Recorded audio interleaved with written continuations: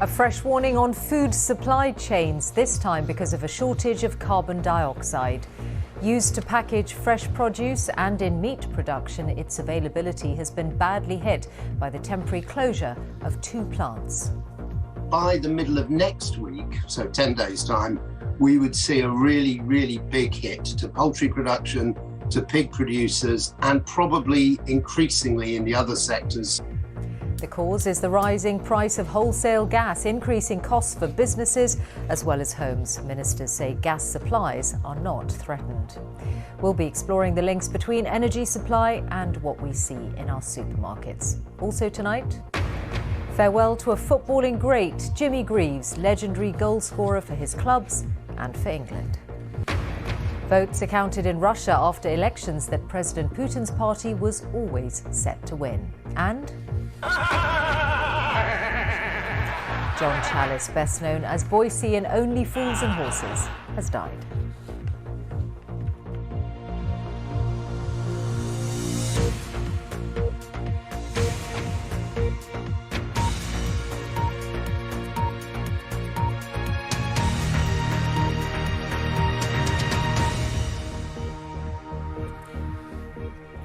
Good evening. A UK shortage of carbon dioxide could lead to less choice of products in supermarkets within days, consumers were told today, in the latest warning on disruption to food supply chains. The gas is used in food production and packaging and in animal slaughter, and its availability has been severely affected by the knock-on impact of wholesale gas prices going up.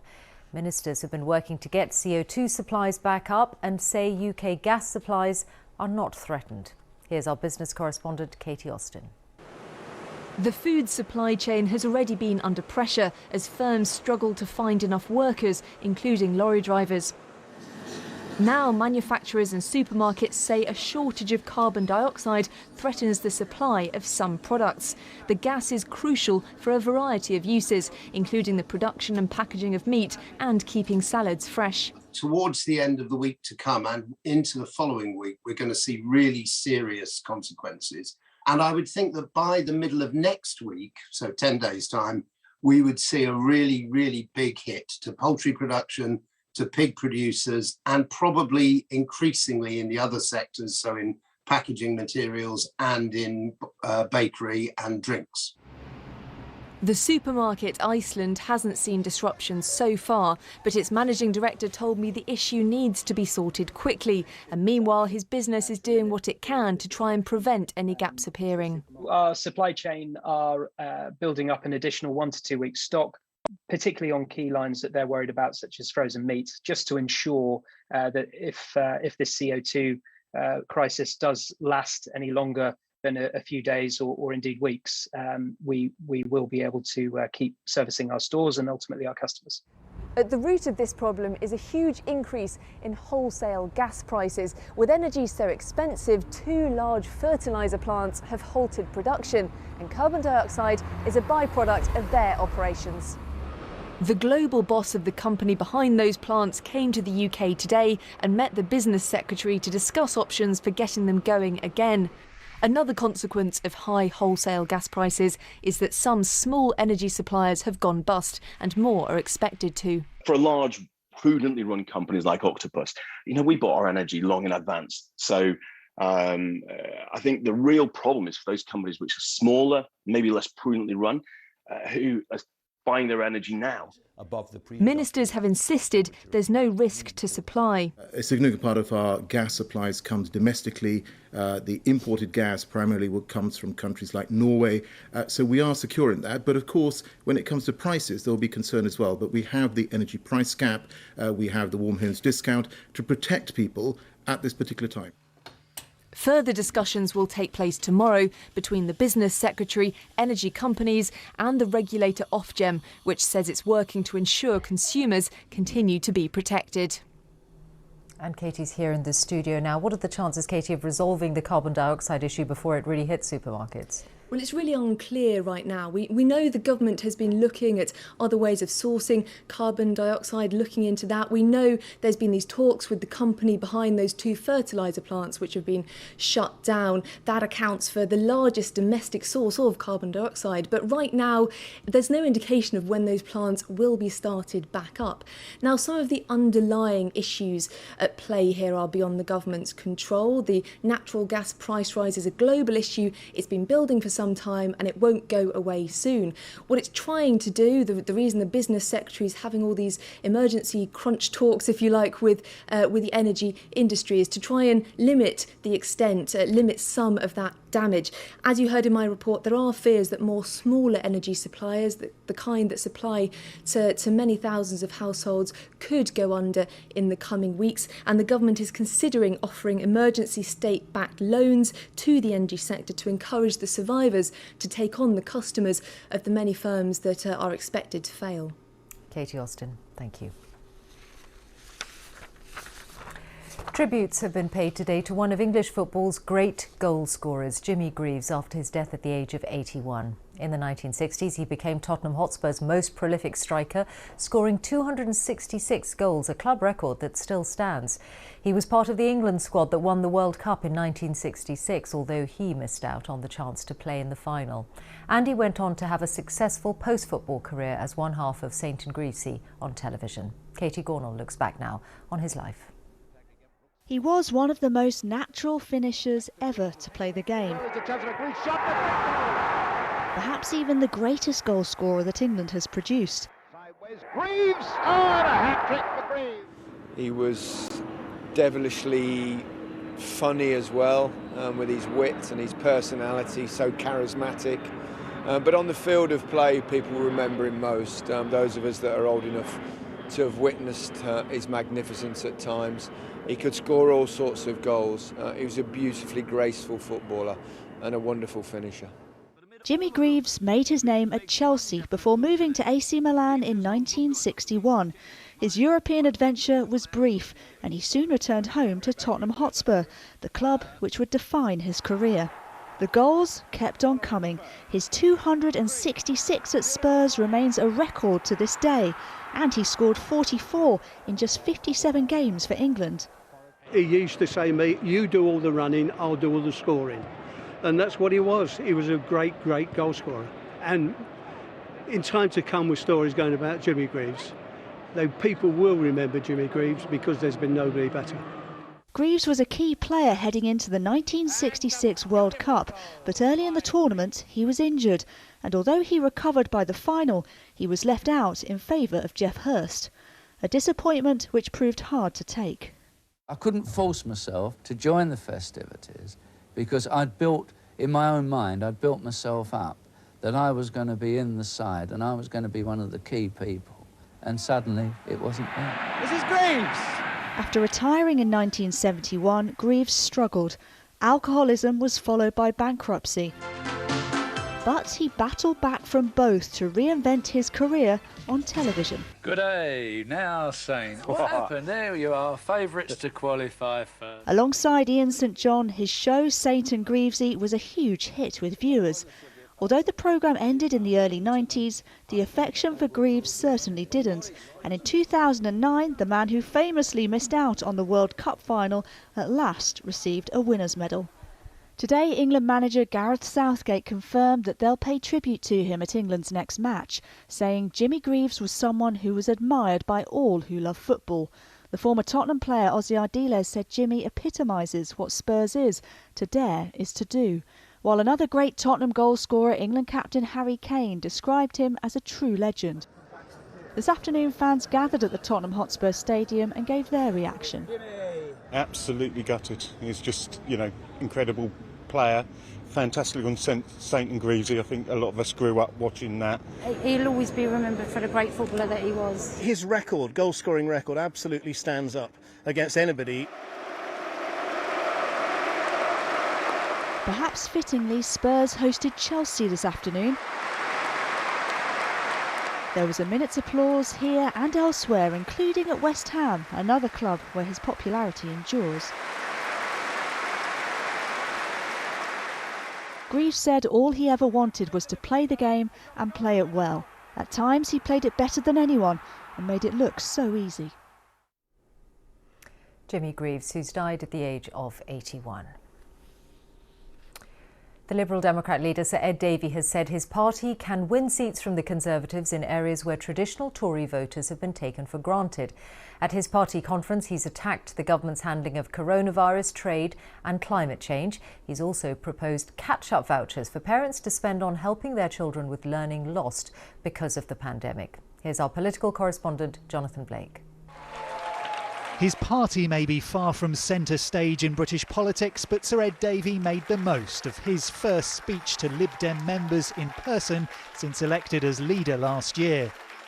They've taken a once safe Conservative seat in a by-election since then, and he thinks they're onto something. We heard it loud and clear on the doorsteps, in the high streets, in the cafes, from people who had voted Conservative all their lives, but now feel completely let down. Betrayed. He accused the Tories of an abuse of power and rallied members to help remove them. The electoral arithmetic is clear. These Conservatives can't be defeated next time unless we, Liberal Democrats, win Tory seats. Boris Johnson will stay in Downing Street unless we throw him out. This is a heavy responsibility. The main policy focus was education, a call for £15 billion to help pupils catch up post-pandemic and money for parents to spend directly. A third of the education catch-up fund should go to parents directly, in the most radical empowering of parents ever. Parents should get catch-up vouchers to spend on what they want for their child's education. This was a head-on attack against Boris Johnson's Conservatives designed to appeal to those who want to remove them from office. Lots of talk of fairness, decency and a focus on education. His party's convinced that's a strategy for success, but it's voters he has to win over.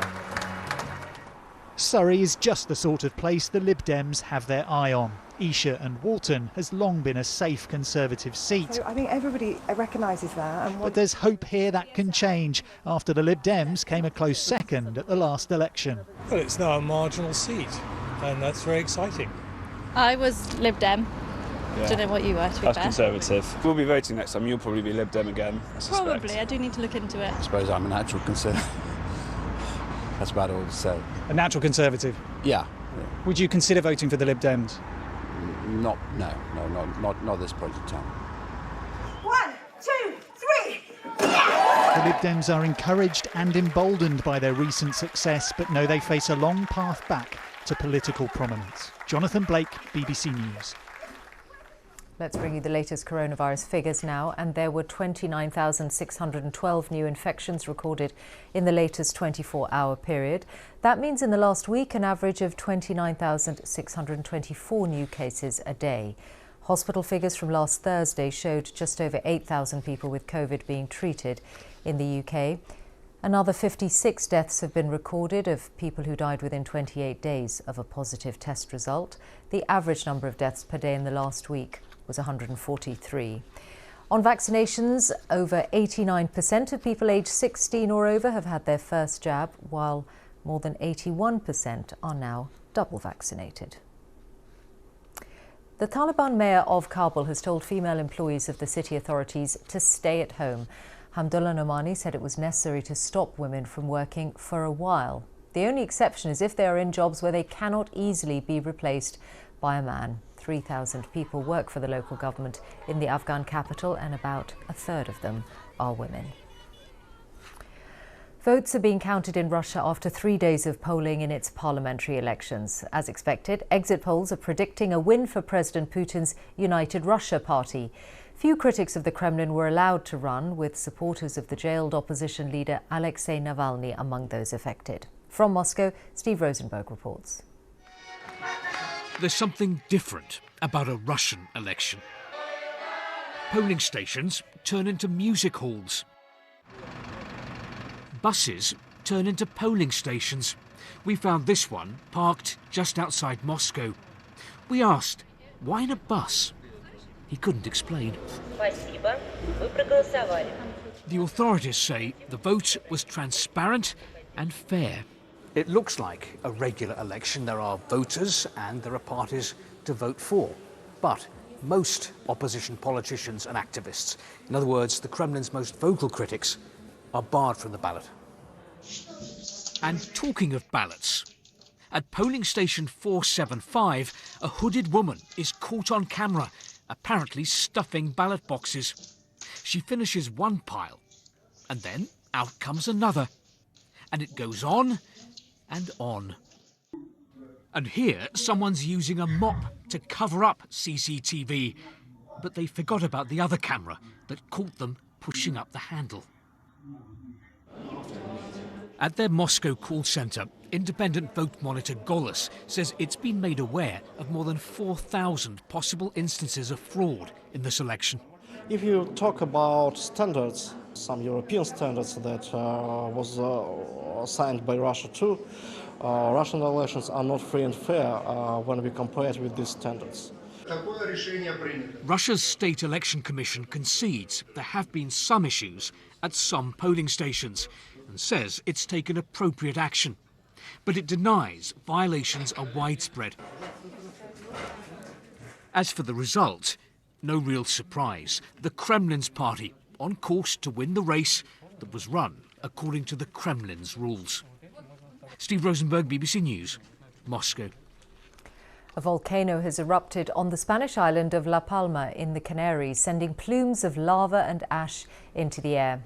Thousands of people are being evacuated from nearby villages in the Cumbre Vieja National Park in the south of the island. The last time the volcano erupted was 50 years ago. As students start to head to campuses for a new academic year, universities in England are being urged by their regulator to take student views into account when deciding about online teaching. The Office for Students says that it expects the majority of teaching to be in person, but many universities have told the BBC some lectures are likely to be online. Here's our education editor, Branwen Jeffries. So in terms of the plans for Freshers Week then... Freshers Week is about to come roaring back. Pretty much everyone I know is now back in York. Universities were ghost towns last year, but in the coming weeks, from bars to laboratories, everything will reopen. The biggest change and thing I'm most excited for is to get back into the lectures, to see people. I do a science degree, so I'm really excited to be back in the labs and doing that sort of work. It's time to rebuild their social lives and get used to turning up to lectures. There are people in the new cohort who've potentially never been out, so they are trying to go for the full uni experience, but everyone is aware, there is still a bit of precaution that needs to be in place. What's happening on campuses? The coronavirus reminders are still there, but more of a nudge, less of a strict regime. The big game changer this year is vaccination. It should allow a return to mainly face-to-face teaching. And that's absolutely crucial, not just for students, but universities also know they're under pressure to show value for money for those tuition fees. These seats will refill at York, but lectures will also be offered online. In England, a warning that student views on quality matter. We're going to be looking particularly at those courses where we know there are high numbers of students going in, where there may be a risk to quality. But we're also relying on students and others to let us know if they think that quality is slipping. And if it is, then we will intervene. We'll be discussing with universities and colleges what the problems are. At York, they brought forward finishing these student flats. With student numbers up, they've run out of rooms. First year Reese has been offered student accommodation in Hull, so he faces an hour each way commuting until January. I am still stressing about it, how much I'm going to have to spend travelling instead of studying or in lectures or with friends or socialising. It's going to be a real challenge, especially for my first year of university. The university says giving students the full uni experience is the priority this year. We're going to look after them as well as we can in that situation, making it easy for them to get to and fro, helping them with money, and making sure through well-targeted welfare support and on-site support that they don't feel isolated. Already on campus are international students. One more sign of the slow journey back to normal university life. Branwen Jeffries, BBC News, York. The actor John Challis, best known as Boise in the BBC sitcom Only Fools and Horses, has died at the age of 79 after what his family said was a long battle with cancer. Boise, which was played by him for 20 years, made him a firm favourite with comedy fans, as Lizo Mzimba reports. On Only Fools and Horses, a comedy familiar to millions, one of its most familiar sounds.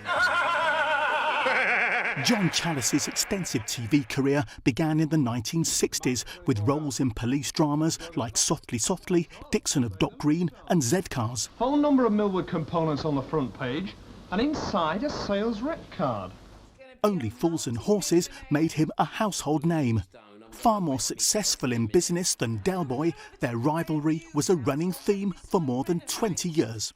Marlene, have some sensitivity. Don't talk about millions of pounds and big houses in front of Del.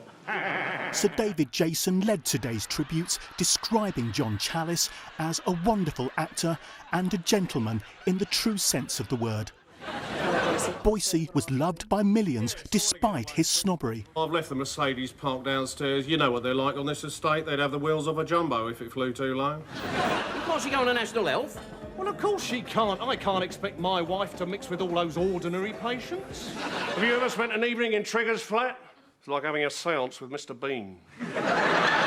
Boise proved so popular, he was given his own spin-off series, The Green Green Grass, set in the countryside. Why didn't you open a door to us? We didn't hear you.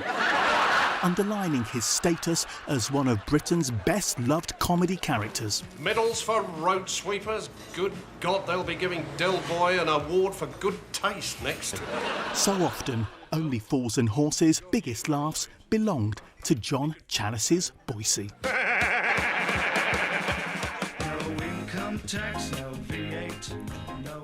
John Challis, who's died aged 79.